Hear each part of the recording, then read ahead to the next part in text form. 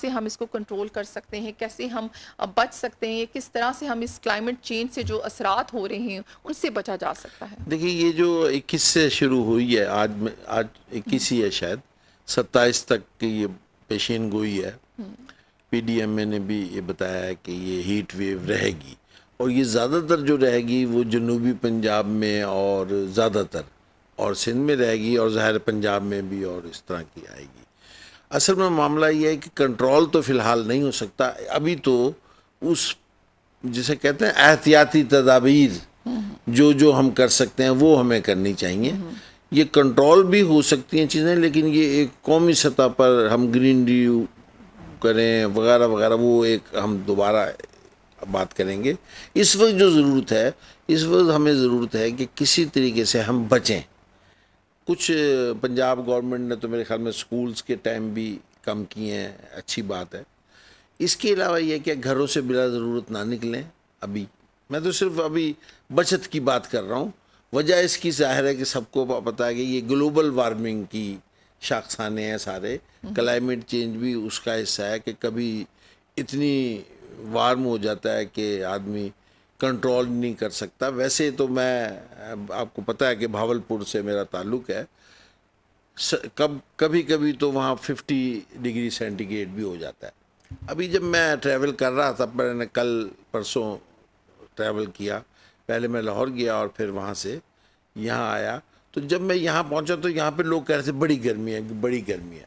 میں نے کہا ذرا آؤ بھاولپور, تمہیں پتہ لگے کہ گرمی کہتے کسے ہیں. کہتے ہیں وہ یہ ہے کہ ہوا بھی لو کہتے ہیں نا, اسے گرم ہوا چل رہی ہے, اور اس سے کیا آپ کی ڈی ہائیڈریشن ہو سکتی ہے, سن سٹروک ہو سکتا ہے. اور سب سے بڑی بات یہ ہے کہ وہاں پہ ان علاقوں میں جہاں پروٹیکشن نہیں ہے, اب میں نے آرام سے کہہ دیا کہ گھروں سے کم نکلے. جس نے روزی کمانی ہے اور اس نے تو نکلنا ہے, تو اب ہمیں تو یہ ہے کہ وہ جب نکلیں پانی زیادہ سے زیادہ پیتے رہیں, اگر وہ نمک اور تھوڑی سی چینی ملا لیں, جسے آپ ORS کہتے ہیں, وہ پیتے رہیں. کپڑا رکھیں اور کوشش کریں کہ وہ آؤٹ سن میں نہ ہو. فی الحال تو یہی ہو سکتا ہے, اور کچھ نہیں ہو سکتا. اچھا افسر صاحب, دیکھیں لوڈ شیڈنگ اتنی ہو رہی ہے, آپ کہہ رہے ہیں گھروں میں رہیں, گھروں میں بھی لوڈ شیڈنگ ہے, اور بجلی پھر بھی اتنی مہنگی ہے. اتنی لوڈ شیڈنگ کے بعد بل پھر بھی اتنے ہی آتے ہیں جیسے ہم نے 24 آورس جو ہے نا, پتہ نہیں کیا چلایا اس کے اوپر, کون سی مشینری چلا دی ہے, کون سی ہم نے ملیں لگا دی اس کے اوپر. تو یہ کیا ریزن ہے؟ یہ تو ریزن بالکل سمپل ہے. اس میں ہمارے پورے ملک کی سطح پر مس مینجمنٹ بھی اس میں شامل ہے, اور ہمیں ایزی وے یہی ملا ہوا ہے کہ آرام سے بل بڑھا دو. بل بڑھانے کا طریقہ یہ نہیں کہ آپ نے زیادہ استعمال شروع کر دیا. بل کا طریقہ یہ ہے کہ وہی یونٹ جو آپ سے 3 سال پہلے آپ یوز کرتے تھے, اس کا اگر 10,000 بل آ رہا تھا, اتنے ہی یونٹ یوز کرنے پر آپ کا 30,000 بل آ رہا ہے. وجہ کیا ہے؟ وجہ ہے کہ ریٹس بڑھ گئے. 100 یونٹ تک اتنے, 300 تک اتنے, اور پھر وہ اتنی تیزی سے بڑھتے ہیں کہ آپ ذرا ایک بھی یونٹ زیادہ چلے جائیں, آپ کو نئے سلیب میں آ جاتے ہیں, اور اس کے بعد آپ کا بل آپ کے لیے ناقابل برداشت ہو جاتا ہے. تو اس میں ساری چیزیں یہ ہیں کہ ہمارے ہاں حکومتی سطح پر خاص طور پہ پیسے پورے کرنے کے لیے 2 چیزیں ہی اس وقت ہیں گورنمنٹ کے پاس.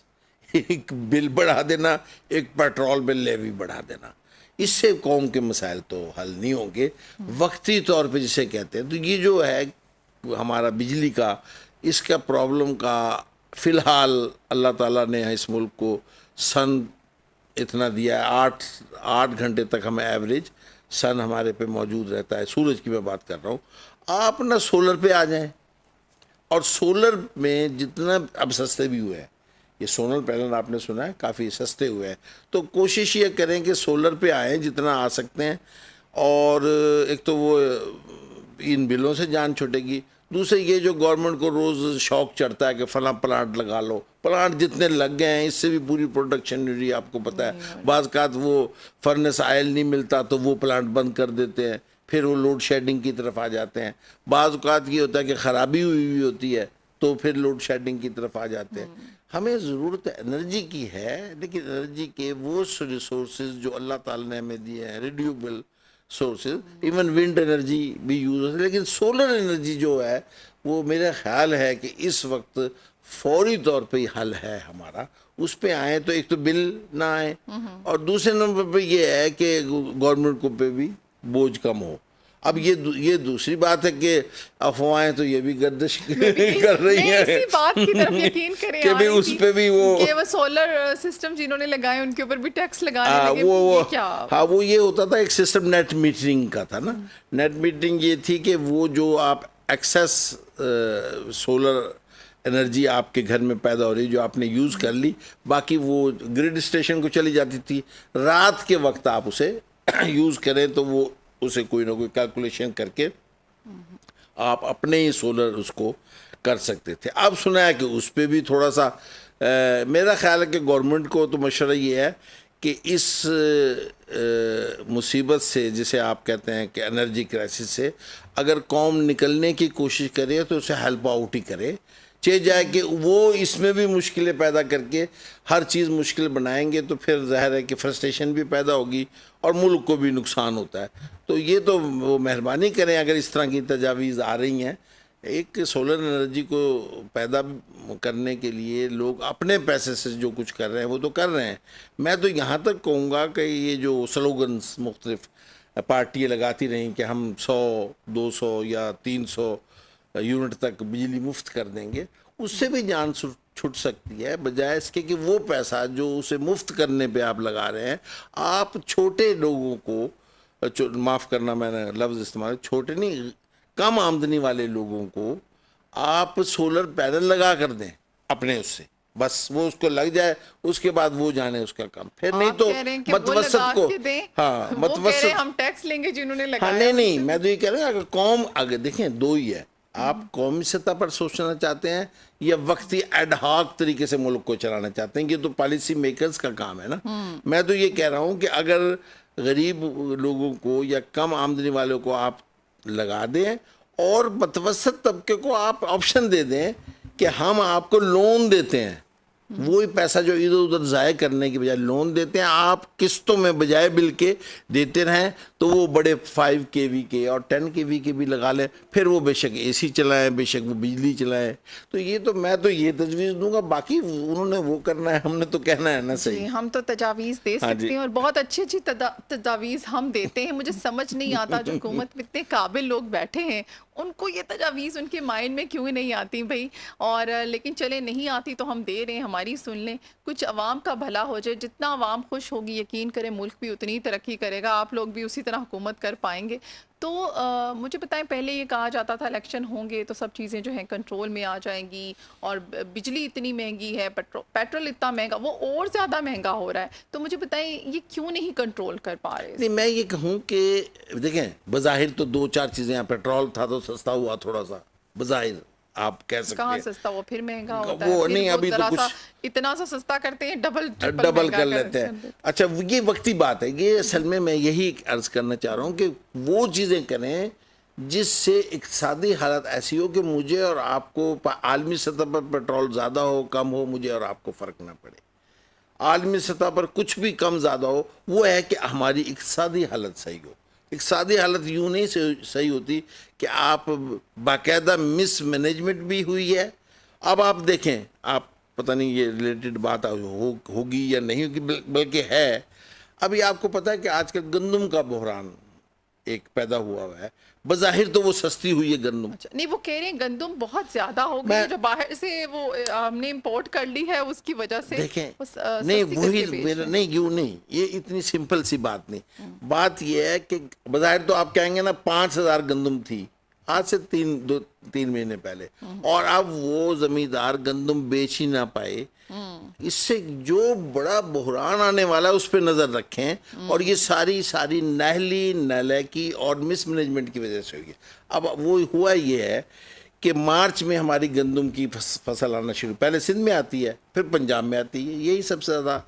مارچ میں ہماری فصل آنی تھی، اسی وقت جو پچھلی گورنمنٹ تھی، یہ جو کیئر ٹیکر گورنمنٹ، اس دور میں آرڈر گیا کہ گندم امپورٹ کر لیں.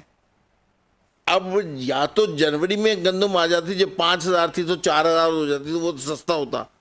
اب آپ کے پاس پہلے ہی گندم پوری ہے، اور آپ نے امپورٹ بھی کر لی اس وقت جب کہ آپ کی نئی فصل آنے والی تھی، تو اس کا مطلب ہے کہ آپ کے پاس تو اوور ہو گئی تو آپ نے انکار کر دیا کہ ہم تو نہ گندم لیں گے.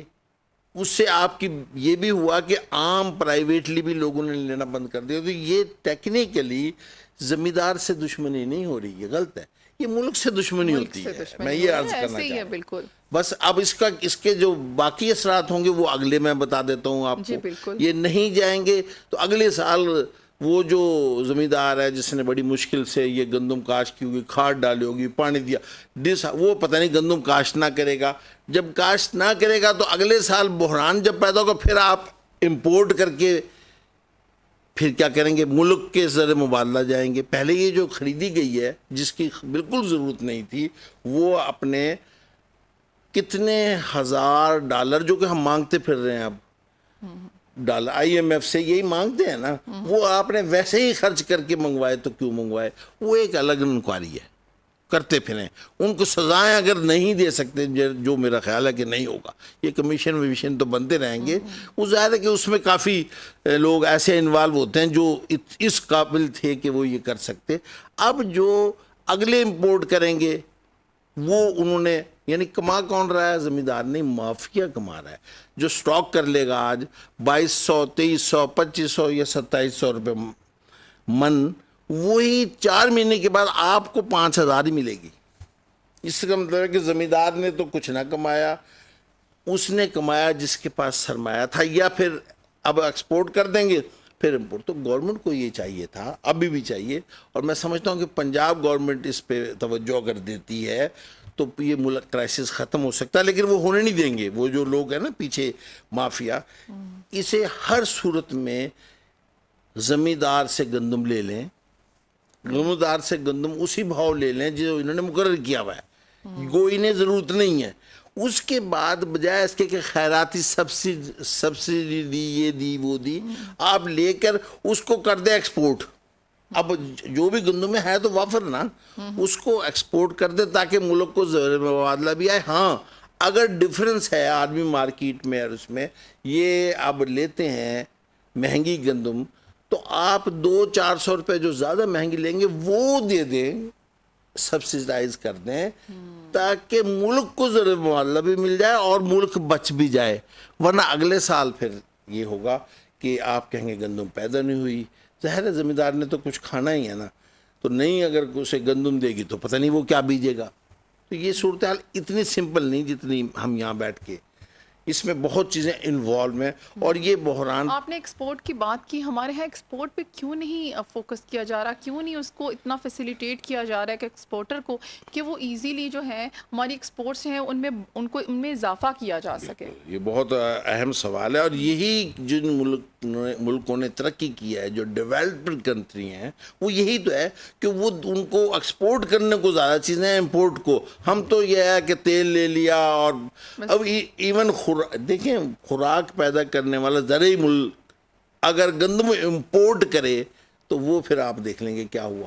ہوتا کیا ہے کہ ہم کسی پلاننگ سے اپنے ملک کو نہیں چلاتے. ایڈ ہاکزم ہے، وقتی شہرت کے لیے میں کوئی نعرہ لگا دوں گا، میں سے مراد ہے کہ جو حکومت آتی ہے، اور وقتی شہرت تو لے لوں گا. لیکن ایسی پالیسی نہیں بنائی جا رہی جس سے ملک میں پیدا ہونے والی ہر چیز، ٹیلنٹ سے لے کے، اسکل سے لے کے، زراعت سے ریلیٹڈ چیزوں سے لے کے، انڈسٹری، یہ ساروں کو ایکسپورٹ کرنے پہ توجہ دیں، مارکیٹ بنائیں. اور یہ محکمے ہیں اپنی، یہ نہ سمجھیں گے یہ ایکسپورٹ کے محکمے، بس وہ پتہ نہیں کیا کرتے ہیں، ان سے کوئی پوچھتا نہیں ہے، ان سے کوئی سوال جواب، ان پہ مانیٹرنگ نہیں ہے.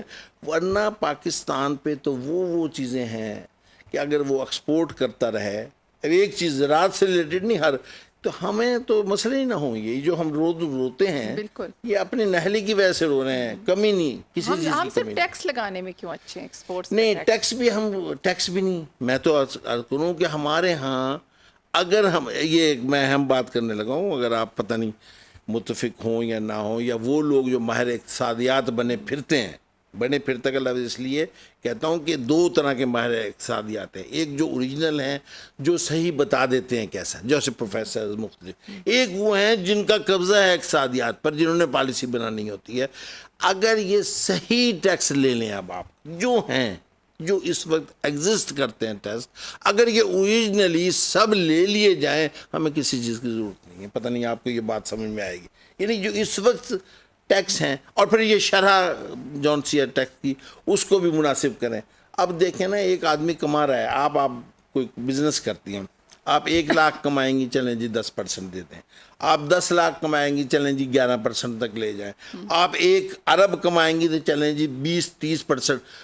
اتنا نہ کریں کہ آپ کماتے جائیں اور ایک وقت میں کہیں کہ میں اس سے زیادہ کیوں ترقی دوں, کیونکہ وہ آپ سارا واپس لیں. تو آپ کیا کریں گے؟ ویری سمپل فارمولہ ہے ہمارے ملک میں کہ آپ ان لوگوں سے جنہوں نے یہ ساری چیزیں کرنی ہیں, کیلکولیشن, آپ ایماندار ہیں تو اور بات ہے. ادروائز آپ کہیں گے بھی یار تو اپنا 1 کروڑ لے, میرا 50 کروڑ بنتا ہے. تو اب یہ آپ ڈھکی چھپی بات تو نہیں, یہ وہ چیز ہے. ٹیکس اگر ہم صحیح لے لیں تو ٹیکس اور لگانے کی ضرورت نہ پڑے.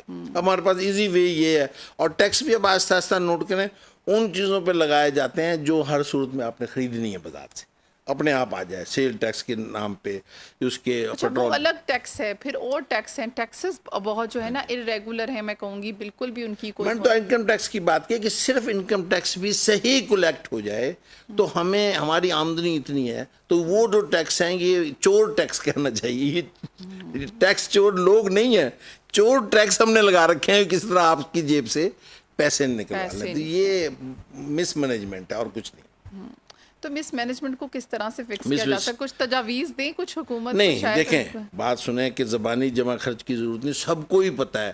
جو مس مینج کر رہے ہیں انہیں بھی پتہ ہے. جو ان کو وہ ہے نا, اکبر آبادی کا ایک پرانا شعر ہے کہ جو جوتیاں چرا رہا ہے وہ بھی آدمی نامہ تھا, ایک مزاحیہ. جو جوتیاں چرا رہا ہے وہ بھی آدمی, جو ان کو تاڑتا ہے وہ بھی آدمی. بات یہ دونوں کو پتہ ہے کہ کون کیا کر رہا ہے اور کیا کرنا چاہیے. ویری سمپل ہے کہ لیڈرشپ ہماری لیڈرشپ ہماری کون ہوتی ہے؟ جو بھی حکومت ہے. وہ ایک دفعہ میں نے پچھلے بھی ایک پروگرام میں کہا تھا, خدا کے لیے اس ملک کو بچانا ہے اور بڑھانا ہے تو صرف اور صرف قومی سطح پر آپ سوچنا شروع کر دیں اور پالیسی وہ بنائیں جو ہر صورت میں قوم کے مفاد میں ہو, اور کوئی ایسی پالیسی نہ بنائیں جس سے کنفرم ہو کہ یہ ہمارے ملک کو نقصان دے گا. تو یہ ساری چیزیں روز روشن کی طرح آیا ہے, کوئی چیز چھپی نہیں ہے. ملک رہے گا وہی بات ہے تو ہی آپ, اور وہ کیسے ہوگا, وہ تجاویز کے بجائے اب عمل کرنے کی ضرورت ہے, اور سب کو پتا ہے کہ وہ کیسے ہوگا. ویری سمپل ہے. مطلب کوئی چیز اب پڑھا کے تو 75 سال ہو گئے, یہ تو کتابی بات ہے. آپ نے اتنا عرصہ پڑھایا, کچھ ایجوکیشن میں چینج لائے, ہمارا تو وہ بھی ایک الگ رونا ہے. وہ رونا تو ظاہر ہے, اس میں بھی چینجز. پہلے تو یہ ہے کہ دنیا کے ساتھ چلتے رہے, کرتے رہے ہم سب لوگ, اور اس میں بھی کوئی شک نہیں. الحمدللہ ہم نے دنیا کے ساتھ ایجوکیشن جو تھی اس کے برابر ایجوکیشن کو اپنے لے کے بھی آئے, پہنچایا بھی. ہمارے اسٹوڈنٹس نے, ہمارے ٹیلنٹ نے کمپیٹ بھی کیا, لیکن اس میں پھر ہماری پالیسیز میں اس میں بھی بزنس گھسایا. جب بزنس آ جائے گا تو وہ بزنس جون سا ہے وہ تو اپنا مفاد دیکھے گا, وہ قوم کا مفاد نہیں دیکھے گا. تو اب آپ کے سامنے ہے کمرشلائزیشن جب سے ہوئی ایجوکیشن کی, اس میں کیا کیا ہو رہا ہے. ایک بچہ ٹیلنٹ ہے, وہ 94% تک وہ ایم کیٹ وغیرہ کے امتحان بھی دیتا ہے. جی بالکل, وہ گھر میں بیٹھا ہے, وہ گھر میں بیٹھا ہے. یہ بات کرتی ہوں, یقین کریں اتنا میں نے میسج پہنچایا ہے حکومت تک, میرے پاس بچے آتے ہیں, مجھے بڑا دکھ ہوتا ہے, بہت دکھ ہوتا ہے ان بچوں کے لیے. اچھا جو بوائز ہوتے ہیں وہ تو بیچارے سوئچ کر ہی دیتے ہیں, آپ یقین کریں ان کا بھی ایک الگ علم ہے, ان کو تو اسکالرشپ کا پتہ ہی نہیں ہوتا کہ کہاں سے کریں. ان گھروں سے ہوتے ہیں کہ انہیں بالکل آئیڈیا نہیں, بہت دور دور علاقوں سے آتے ہیں. یہ دیکھیں مین سٹیز والے تو پھر تھوڑا بہت ایسے علاقے جہاں کچھ ہے ہی نہیں, انہیں پتہ ہی نہیں ہوتا کہ دنیا میں کیا کیا اویلیبل ہے, کھا رہے ہوتے ہیں, پھر وہ سوئچ کر دیتے ہیں, وہ نہیں جاتے اس میں. اپنے شوق پہ, اپنے پیشن پہ کمپرومائز کرنا دنیا کا سب سے بڑا, میں کہتی ہوں, ایک المیہ ہے یوتھ کے لیے. جس ملک کی یوتھ یوتھ جس ملک کی جو فیوچر ہے, یقین کریں یہ نوجوان ہمارا فیوچر ہے, اور یہ نوجوان اپنے اوپر جب جبر کرتے ہیں, اپنے اوپر اپنے پیشنس پہ جب کنٹرول کرتے ہیں, پھر ہم کہتے ہیں باہر کیوں بھاگ جاتے ہیں. وہ باہر اس لیے بھاگتے ہیں کہ وہ اس ملک کے بچے تھے, ان کو یہاں سے وہ نہیں ملا جو وہ چاہتے تھے, پھر وہ پانا چاہتے ہیں جو وہ چاہتے ہیں, تو پھر وہ اس ملک کو چھوڑ کے باہر ہی جائیں گے نا, جہاں ان کو اپنے ڈریمز پورے کر سکیں گے. تو دیکھیں بڑا مشکل ہوتا ہے یہ وہ سٹیج, اگر آپ بچے کو اس سٹیج پر دیں گے, وہ کبھی نہیں بھولے گا کہ اس حکومت نے میری ہیلپ کی تھی اس موقع پر جب مجھے ضرورت تھی. تو اسکالرشپس نکالیں, کہاں جا رہا ہے اتنی فنڈنگ, اتنے اسکالرشپس کہاں کن بچوں پہ جا رہے ہیں, وہ نظر کیوں نہیں آتا اتنا. آپ کیوں نہیں اس کو ایک مینجمنٹ کے ساتھ, وہی میں بات کروں گی, کیوں نہیں اس کو مینج کرتے ان چیزوں کو کہ وہ اسکالرشپ صحیح بچوں تک پہنچ سکیں.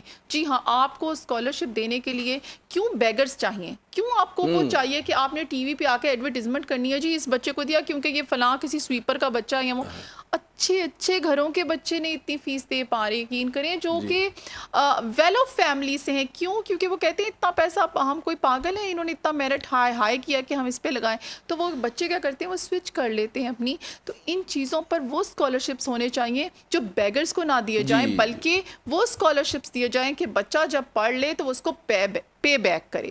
بچے کو بھی خوشی ہوگی کہ ہم کوئی خیرات نہیں لے رہے, چیریٹی نہیں لے رہے, حکومت کے ہم ان کا فیوچر ہیں. جیسے ادر کنٹریز میں آپ دیکھیں, آپ نے بھی ایک دفعہ بات بتائی تھی کہ باہر فورن کنٹریز میں یہ بچے آپ کے ہوتے ہیں, حکومت کہتی ہے ہمارے بچے ہیں, آپ کے بچے نہیں ہیں, پیرنٹس کا بعد میں حق ہے, پہلے ہمارا. تو وہ ان کو فیسیلیٹیٹ کرتی ہے بچوں کو. آپ بھی کریں بچوں کو, تاکہ بچے بھی کل آپ کو ریٹرن دے پائیں. یہی یوتھ آپ کو پھر لوٹا کر دے گی, یہی ڈالرز لے کر آئے گی, یہی ہماری اکانومی اسٹرانگ کرے گی. لیکن جب آپ ایسا نہیں کریں گے, ان کو کوئی یہاں پر فیسیلیٹیٹ نہیں کرے گا, تو وہ باہر ہی بھاگیں گے, پھر یہاں تو کچھ بھی نہیں. میں یہ کہہ رہا ہوں کہ ہم اس قابل بنائیں کہ وہ یہاں ہوں باہر ہوں, ہر صورت میں اپنے لیے نہیں, ہمارے ملک کے لیے وہ فائدہ مند. اور فائدہ مند تب ہوں گے جب ان کے ٹیلنٹ کو آپ چینلائز کریں. اور حکومت کا کام تو یہی ہوتا ہے نا, ہم نے جو ایجوکیشن دینی ہے وہ یہی دینی ہے کہ آپ میں یہ سکلز ہیں اور اسے یوز کریں. ہم ایجوکیشن دینے کے بجائے اس کو 94% والے کو روک دیں گے, اور 70 والا اگر پیسے ہیں وہ جب آگے جائے گا, وہ میڈیکل میں چلا جائے گا یا ڈاکٹر بن جائے گا, تو وہ دو نقصانات ہو رہے ہیں. ایک ہے کہ اس نے آپ کہنے سوئچ کر دیا, دوسری وہ فرسٹریشن جو پیدا ہو رہی ہے, جو وہ ریئیکشن ہو رہا ہے معاشرے کے خلاف, وہ تو نیگیٹو ہو جائے گا. پازیٹیو, اتنا پازیٹیو بچہ آپ نیگیٹو بھی کر رہے ہیں, یہ بھی ملک دشمنی ہے. بالکل وہی بچے پھر نیگیٹو سوچتے ہیں. بہت سارے آپ کو پتہ ہے ڈس ہارٹ ہو کے سوسائڈ کر لیتے ہیں, اللہ معاف کرے, وہ چلیں. بالکل وہ ایسی نیوز سننے کو ملتی ہیں جی, پھر ایک دن نیوز چلے گی وہ بند ہو جائے گی. آپ اس فیملی کی پوری جو ایک ڈسٹروائے ہو جاتی ہے, وہ آپ لوگوں کو نظر نہیں آ رہا. پلیز کچھ کریں, میں تو یہی کہوں گی. تو آپ نے اتنا عرصہ جو کام کیا ایجوکیشن میں, آپ یہ بتائیں کہ کتنا چینج آپ انڈیویجولی طور پر لے کر آئے, اور آپ نے خود کیا اقدامات کیے؟ نہیں, انڈیویجولی تو بہت چینج آتے ہیں. دیکھیں, میں دوبارہ یہی کہتا ہوں کہ ایسے بچے ایسے ہمارے سامنے آئے جو گفتگو بھی نہیں کر سکتے تھے. میں یونیورسٹی میں چونکہ تھا ٹیچر, تو یونیورسٹی میں نارملی بی ایس سی, پہلے ایم ایس سی ہوتی تھی, تو اب تو بی ایس ہونے لگی, تو ایف ایس سی کے بعد بچے آتے ہیں, وہ بھی تھوڑے سے میچیور ہوتے ہیں. اور بی ایس سی کے بعد آتے تھے جب تک ایم ایس سی لیول پر یونیورسٹی میں تعلیم ہوتی تھی, تو بھی وہ ان علاقوں سے آتے تھے کہ وہ بات بھی نہیں کر سکتے تھے, گفتگو بھی نہیں کر سکتے تھے. میں یہ کہتا تھا کہ آپ ہیں, آپ کو اللہ نے علم دیا ہے, نالج دیا ہے, اور آپ اس کو پہنچانے کے قابل نہیں ہیں. تو میں یہ کہتا تھا کہ آپ بے فیض ہیں. فیض تو کسی کو وہ پہنچانے کا نام ہے نا. اگر ہر چیز آپ کے اندر تک ہو خزانہ, تو وہ بے فیض ہے. تو میں نے یہ دیکھا کہ وہ بچے جو بی ایس سی کے بعد بھی آتے تھے, وہ بات بھی نہیں کر سکتے تھے, پڑھنے میں ٹھیک تھے. اس کا مطلب یہ ہے کہ اب میرا کام ایز اے ٹیچر, میں یہ سوچوں بھی یہ کام تو اسکول میں بزم ادب کا تھا کہ اسے بولنا سکھاتے, یا اسکول میں اگر یہ سوچ کے بیٹھا رہتا تو پھر تو وہ جاتا, جب ایم ایس سی کر کے بھی بغیر بولتے ہوئے جاتا اور بے فیض ہوتا. تو میں نے یہ کوشش کی کہ 1 گھنٹے کے اس میں 10 منٹ اسٹوڈنٹ انڈیویجولس کو پوائنٹ آؤٹ کر کے انہیں اس پر مجبور کروں کہ وہ اپنی بات کو کہنا سیکھے. تو میرے علم میں یہ بات آئی, اب بھی وہ اسٹوڈنٹ جب آتے ہیں اس سے اتنا فائدہ ہوا کہ وہ نہ صرف یہ کہ وہ بولنے یا بات کرنے لگے, وہ اتنے کامیاب ہوئے کہ انہوں نے اور 10 لوگوں کو بھی آگے تک پہنچایا. تو ٹیچر کا کام یہ ہے کہ وہ ہر اسٹوڈنٹ پر انڈیویجول توجہ دے کر اس کو اس کی سکلز، میں نے دیکھیں ذہانت اللہ نے اسے دی ہے، محنت اس نے کرنی ہے. آپ صرف اور صرف ایک ٹیچرز، یہ تمام ٹیچرز کے لیے میرا پیغام ہے، ایک بات ٹیچر کو یہ خبط ہوتا ہے کہ وہ یہ سمجھتا ہے کہ میں تو کچھ کر گیا، یہ نہیں کر سکتا. کبھی ڈسکریج نہ کریں اسٹوڈنٹ کو، اسے بتائیں تو بھی کر سکتا ہے. اچھا، اور یہ بہت بڑی ہے نا، نیگیٹو جب چیز ہے. ٹیچرز کہہ دیتے ہیں ایسی باتیں تو وہ یہ نہیں جانتے کہ اچھا وہ اپنی فرسٹریشن، ٹیچرز کا بھی ایک کرائٹیریا ہونا چاہیے. یہ میں کہوں کہاں ہم وہ کریں، اس کو فکس کریں، ہر جگہ فکسنگ کی ضرورت ہے. ہاں جی، بات یہ کہ ٹیچر اسے، میرا تو اپنا یہ خیال ہے ایمانداری سے کہ ڈاکٹر وہ بنے جسے یہ شوق ہے کہ میں نے ڈاکٹر بننا ہے. ٹیچر بھی وہ بنے جسے یہ شوق ہے کہ میں نے صرف تنخواہ نہیں لینی بلکہ عزت بھی کمانی ہے. میں ایک لفظ استعمال کرتا ہوتا ہوں، بار بار وہ ریپیٹ ہو جائے گا آج ایک پروگرام میں بھی، کہ دو چیزیں ہوتی ہیں زندگی میں، ایک عہدہ اور ایک رتبہ. عہدہ تو یہ ہے کہ یہ آپ وائس چانسلر بن گئے، آپ چیئرمین بن گئے، آپ پروفیسرز کی بات کر رہا ہوں، یا کوئی رتبہ ہے استاد ہونا، وہ کبھی آپ سے کوئی نہیں لے سکتا، جس طرح ماں باپ کا رتبہ کوئی نہیں چیز سکتا، لیکن بشرطے کہ آپ استاد ہو. وہ بشرطے کا لفظ کو بھول جاتے ہیں. تو اگر استاد یہ اتنے شوق سے بنا ہو کہ میں نے کچھ کرنا، یقین کریں وہ نکالتا ہے، اور وہ اسٹوڈنٹ ساری زندگی اس کا ذکر کرتے ہیں. میں بس مطلب اپنی بات ویسے کرنا اچھا نہیں ہوتا.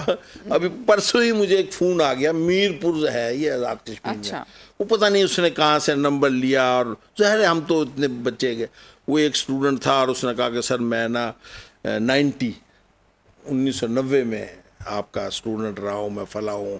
اب ظاہر ہے رابطہ منقطع، جن بچوں سے تو رابطہ ہے وہ تو یاد رکھتے ہیں آپ نہیں.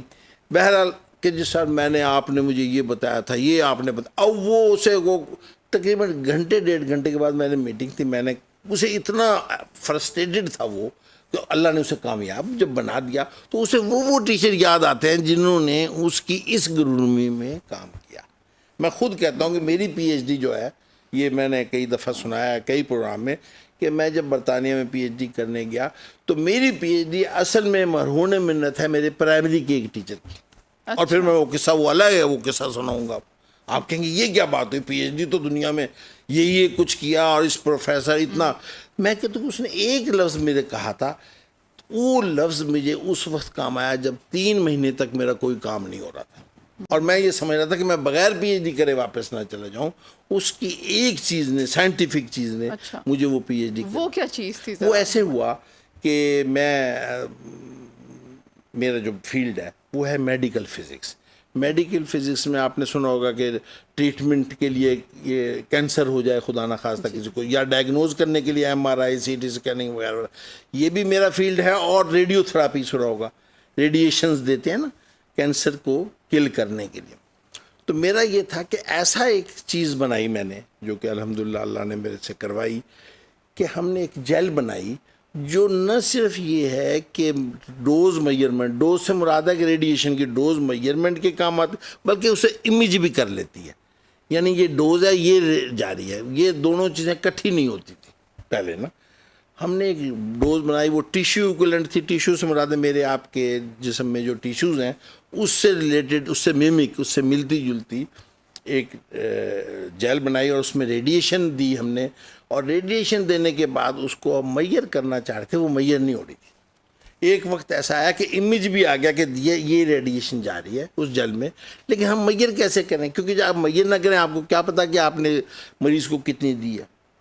اب میں پھر میرے جو پروفیسر تھے وہاں پہ، وہ یورپین یونین کے وہ چیئرمین تھے ایم آر آئی کے، یورپین یونین کے، جو میرا سپروائزر، اسے بھی سمجھنا ہے، مطلب گائیڈ ہی کرنا ہوتا، کرنے تو ہم نہیں پی ایچ ڈی. اس نے کہا کہ آپ چلے جائیں، چیئرمین اس کا دوست تھا ایک chemistry department, university of Dundee Scotland سے میں نے کیا تھا، وہاں چلے جائیں. 1 مہینہ میں نے اس کے ساتھ، وہ کہیں یہ سمجھ نہیں آ رہی کہ یہ کیوں نہیں ہو رہا ہے. بہر قصہ مختصر یہ ہے کہ 1 مہینہ گزرا، 2 گزرا، 3 گزرے، سب سے میں نے رابطے کیے، کمپیوٹر ہے. تو ایک وقت ایسا آیا 3 مہینے کے بعد، تو میں نے دل میں سوچا یار افضل تو مجھے لگتا ہے بغیر پی ایچ ڈی کے واپس جائے گا. واپس جب ہو ہی نہیں رہا کچھ, جب بالکل رزلٹ ایسے نہیں ہی آ رہا ہوتا تو ہے, یقین کریں ایسے ہی ہوتا ہے. اور وہ آپ کو پتا کہ دنیا میں دو, میں ذرا لائٹ کرنے کے لیے بات کر رہا ہوں, دو شخصیات ایسی ہیں جنہیں نیند نہیں آتی رات کو. ایک تو وہ جن پہ یہ شاعری کی کتابیں بھری پڑی ہیں کہ ہم سوتے نہیں ہیں, ان کو چھوڑیں. ایک وہ ہے جسے یہ پتا کہ ناکامی کا خوف اتنا ہو جائے کہ اس کے بعد, جیسے اللہ معاف کرے کئی لوگ تو خودکشی بھی کر لیتے ہیں. ناکامی کا, کسی بھی ناکامی کا جو اچیو کرنا چاہتا ہے اس کا خوف اتنا ہو جائے. تو مجھے یہ خوف پیدا ہوا. میں یہاں یونیورسٹی میں پروفیسر تھا, میں نے کہا بڑی بے عزتی کی بات ہے کہ بغیر پی ایچ ڈی کرنے آ جاؤ گے تو ہر کوئی تانے بھی دے گا بھی یہ تو ہے ہی, یہ تو تھے ہی اتنے نالائق. تو اس خوف نے مجھے سونے نہ دیا. ایک دن تقریباً 3 بجے, اب میں وہ اینڈ کر رہا ہوں کہ وہ کیا بات تھی. 3 بجے میں نے دماغ میں آئی کہ میں امیج لیتا ہوں, جہاں میں نے زیادہ ریڈیشن دی ہے وہاں برائٹنس ہے, جہاں کم ریڈیشن دی ہے وہ کم برائٹنس ہے. اس کا مطلب کہ ریڈیشن اور برائٹنس ڈائریکٹ ہیں ایک دوسرے سے. تو مجھے ماسٹر ہمارے تھے ایک ٹیچر سائنس کے, ان کی یہ باتیں آئی کہ ہر چیز ڈائریکٹلی پروپورشنل یا انورسلی پروپورشنل ہوتی ہے. اگر ایک دوسرے کے, اس کا آپ پروپورشنلٹی کانسٹنٹ ڈھونڈ لو تو آپ کو بالکل ایکول ہو جائے گا. یہ لفظ میرے دماغ میں صرف آیا تو میں نے کہا دجال تو میں نے خود بنائی ہے. بس اس کے بعد بہت زبردست. جاتے جاتے بس آپ نے ایک دیکھی نا, یہ بات بھی ہو گئی اور امپورٹنٹ بات جو ہے ہماری آڈینس تک پہنچ گئی. اصل میں ٹائم کا پتہ ہی نہیں چلا. اتنی زبردست میں کہتی ہوں انفارمیٹیو جو ہوتی ہیں نا باتیں, وہ بڑا انٹرسٹنگ ہوتی ہیں اور اس میں گپ شپ کا پتہ نہیں چلتا. اور سب سے اچھی بات مجھے یہ لگتی ہے کہ اس سے آڈینس کو بہت زیادہ انفارمیشن مل رہی ہوتی ہے. بہت سارے لوگ اس سے فائدہ اٹھا سکتے ہیں.